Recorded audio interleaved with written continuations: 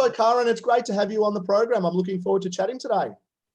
Hi, Simon. Nice to see you. Thank you very much for inviting me. I'm happy to be here. I always ask the first question, Karen, is how did you come to Treasury and what made you choose Treasury as your career? Great question. So I've listened to a couple of your podcasts, Simon, and I think this is not an uncommon theme. I landed in Treasury by accident. So there was a vacancy. We were having trouble filling it with candidates from the corporate sector. Most of them had deep technical treasury skills, but were really not a good, comfortable fit with the culture and complexity of the university. Stanford is a nonprofit, the equivalent of a very large corporate, has multiple lines of business, including an academic medical center. My boss at the time suggested that I take it on, and I told her she was crazy because I didn't have any significant treasury experience. But I had the benefit of knowing the organization pretty well. And she said, you can learn treasury. So after several months, I acquiesced on the condition that I could put together a team, because I was also retaining my existing portfolio, which was essentially a startup function to build out our global operations infrastructure. So on any one day in normal non-COVID times, we're in about 170 countries and have set up subsidiaries or other operating units in over 20 countries. So I pretty much had my hands full with that. So taking on Treasury was a little bit like drinking from the fire hose, but I've always been up for a challenge. So here I am 7 years later. Just for the listeners, you actually started your career with PwC in the UK and then moved to the US and joined Stanford in Silicon Valley and pretty much have stayed there for the majority of your career. You had 8 years as a CFO and in the consulting space. But in essence, you've really grown through the Stanford organization over a very long time, the last 7 years of which you've been treasurer. What would you say have been some of your career highlights so far? Oh, wow. That's a really open-ended question, Simon. It's really difficult, I think, to pick out highlights. I'm a bit of a builder, and I'm very motivated by interesting and novel challenges. And really, I've found those in spades at Stanford. Although, as you said, I am what's called a boomeranger. I did a stint, about an 8-year stint, and then left for about 8 years, and then have been back since about 2006. In terms of immediate highlights, one is very recent. A couple of months ago, we issued what we understand to be the first ever dual verified ESG bond in the higher education space. So it was both climate bond verified as well as sustainability designated, which, as you probably know, requires satisfying both environmental and social principles in alignment with the UN Sustainable Development Goals. So that was really exciting to have kind of a first there and to be able to walk the talk in the financing space. I'm also very proud of what we've done in the global domain, which is, it's very difficult and complex work as we navigate different regulatory frameworks, most of which were not designed with nonprofit activities in mind. Tax gets especially complicated very quickly. And it's very challenging to explain why arm's length transfer pricing is required to a faculty member who understands that the university is a US nonprofit and expects that status to automatically translate to other countries. Earlier in my career, I took a pretty big risk by leaving Pricewaterhouse. And I think you and I are somewhat aligned on this. I really disliked auditing. And I didn't like the future that I saw there as represented by the partners and the work that they were doing. So I went to a cooking school and I explored my right brain creative artistic side for several years, including a stint as a personal chef to a movie star celebrity. But I figured out after a couple of years, I really didn't have the palate to be an excellent chef. And while I had a little bit of a pipe dream to have a little restaurant one day, I think you really have to be married to the restaurant business to be a success. And I really wasn't up for that. And my left brain analytical side needed to be fed. So I serendipitously landed in a financial reporting role at Stanford. And while I didn't immediately realize and recognize how lucky that was at the time, I now know that it's one of the few functions at the university where you really get to it, where it's possible to understand how the whole organization comes together. And it is a very complex organization. So I count myself lucky. That was a highlight in terms of being a really good foundation for, the rest of my my career development at Stanford. And I think because I never really said no to new challenges and opportunities, I was very fortunate to have a number of roles that really allowed me to both grow my network of relationships and to understand where some of the key risks and exposures of the institution lay. So I was the point person for a 2-year top to bottom internal revenue service audit, which might be daunting. It might sound daunting dealing with the IRS, but it was extremely interesting in the scope of exposures that I had to deal with. And that was followed by a role heading up the business team, which was charged with replacing the university's financial system. And then this ended up being a massive project, which ultimately took almost 10 years to complete. I lasted 3 of those 10, and it was, I think, like many of these big systems projects, it was it churned people up and spat them out. And I was one of the casualties. So my other highlight, I think, was really in a very different role, but my CFO role at the San Francisco Museum of Modern Art, which had just moved into its landmark Mario Botta building in what used to be a redevelopment zone in San Francisco. The museum was a much smaller organization than Stanford, but with a very, very illustrious board of trustees. And I learned a ton staffing the finance and investment committee.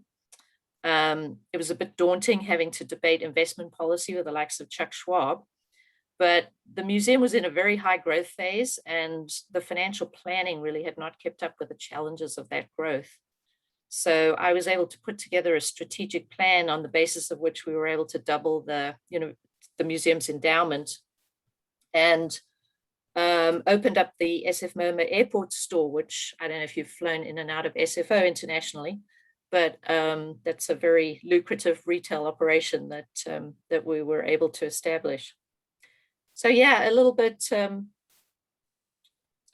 few of the highlights.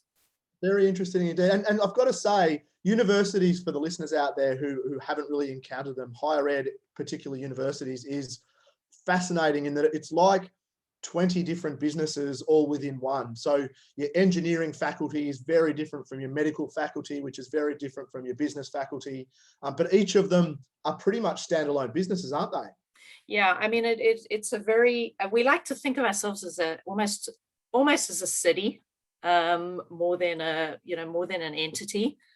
And in terms of the primary lines of business, really education, as you just said, with the faculty and teaching, but really for Stanford, Stanford is primarily a research institution. So the research operation is extremely large, and then really what is our largest line of business is clinical services. So we're also an academic medical center, with 2 hospitals and several medical practices, and that really is a very large portion of the university's, at least its revenues. Definitely. And how did you find the move from the UK to the US from a working perspective? That's a bit tricky to answer because my UK working experience is a little bit dated. But I can tell you that I worked for the first woman partner in the UK practice of PwC. So if that gives you any indication of how things have changed. A funny story also, Guinness was one of my audit clients, and there was always free Guinness on tap in the cafeteria, which most people partook of quite liberally at lunchtime. And I can tell you that definitely doesn't happen in the US anymore. I don't know about Australia, but that's not a working practice in the US. That's a 1980s sort of. That's a 1980s kind of thing. Yeah, maybe I'm dating myself there. What would you say has been your advice and sort of approach to networking over your journey? Relationships really are the lifeblood of universities. They're very, very collaborative, consensus-oriented cultures. So networking, in my pretty long tenure at Stanford, networking comes somewhat naturally at this point.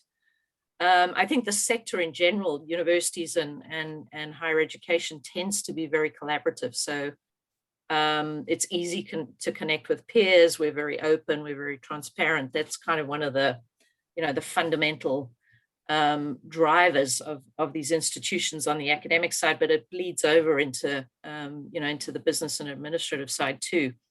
I think more broadly, I try to connect at conferences. I try to help people out wherever I can, with questions or as a sounding board. I think there are networking opportunities everywhere, and everybody has something to offer. So,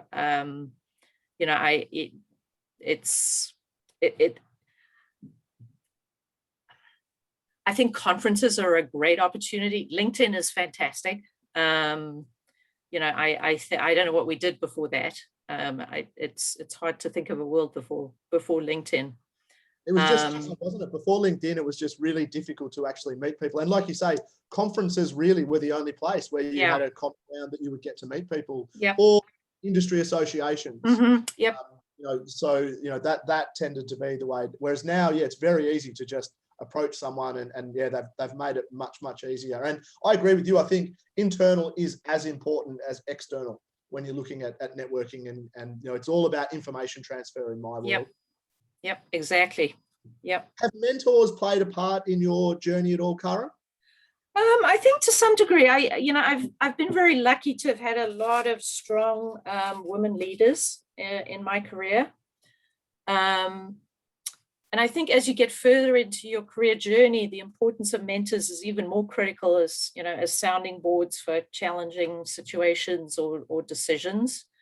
As I said a couple of minutes ago, I think you can find mentors everywhere, and I think it's helpful to have a breadth of perspectives.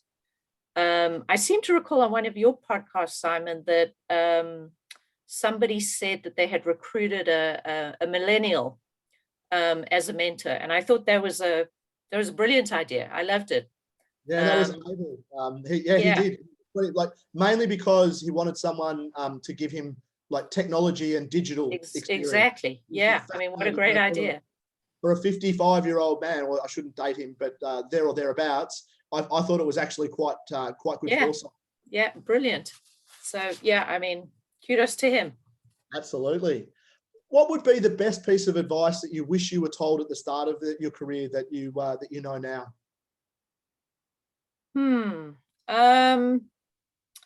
I think it's really, really important to understand the big picture.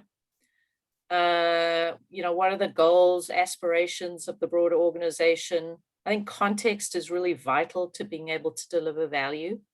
So understanding that, and when you're starting out in your career, it's all about getting a job and doing well.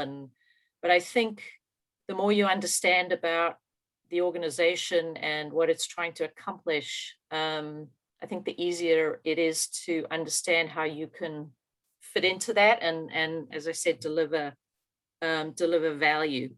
I think from a Treasury perspective, I think it's a good idea for anyone starting out in Treasury to take the CTP or a similar certification, depending on what country you're in.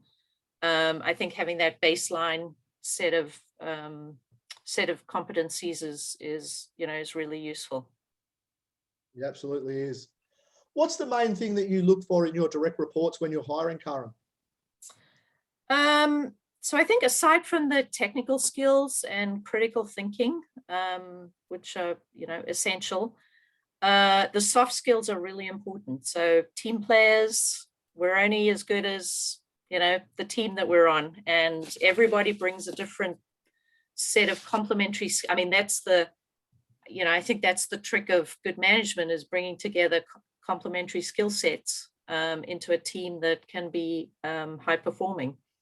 So team players, in our environment, patience and tenacity is extremely important. Resources are scarce and there's a lot of different demands. So keeping your eye on the ball and, being very dogged about where you're headed and what you're trying to do is important, because it's very easy to get distracted. Partnership and collaboration skills, absolutely vital. I think definitely in our environment, but I would suggest in most environments. And then excellent communication skills. I think being able to deliver a presentation, knowing your audience, being able to tailor your message are all really, really important skills. Absolutely, for sure.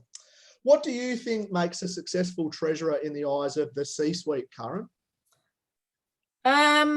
Yeah, I think first and foremost, to manage the risks around liquidity and the capital structure. I've heard our CFO say, never run out of capital at the lowest possible cost, please. For our board, I think retaining our AAA rating is really important. And then on the cash side, managing cash, working capital as tightly as possible. To that end, about 5 years ago, we developed a predictive analytics forecasting model, which we utilized to manage our working capital with the objective of investing as much as possible alongside our long-term endowment funds, which, tend to generate a pretty good return. So, I think risk management at the highest level. Karen, how do you see the role of the treasurer changing? Given at the moment technology is advancing so quickly, how do you see that the role of the treasurer changing in the coming years? Yeah, that's a great question. As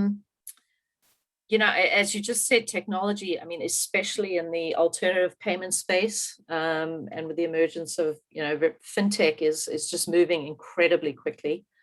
It's definitely challenging to keep up with that, as well as, maintain operations, keep the trains running. And I would say the ever-evolving regulatory frameworks, especially in the international domain, KYC, AML regulations, cross-border payments and cash management, cryptocurrencies, that whole suite of evolutions, if you like, is really, it's tough to stay on top of and to figure out how to integrate seamlessly into operations. And I think that's really where hiring the right skill sets is critically important. Having folks on the team who are adept at project management, able to manage a project, understand the value of those, those new technologies, what's the ROI that those technologies can provide, and then being able to integrate that in a thoughtful way into the operations to, definitely continuously improve things, but at certain points to also leapfrog, where you might currently be. And, I would also say, and maybe this is the remnants of the accountant in me talking, but I think it's also really important to keep your eye on the fundamentals. So monitoring risk, maintaining strong internal controls, fraud is just, cyber fraud is just rampant. So I think making sure that you've got strong internal controls in your operations, and your folks are, familiar with them and understand why they're there, I think is really fundamentally important. Karen, it's been a pleasure chatting today. Thank you so much for your insight. I've really enjoyed it, and I look forward to chatting again in the future. You're very welcome. Thank you for inviting me. It was a pleasure to be with you.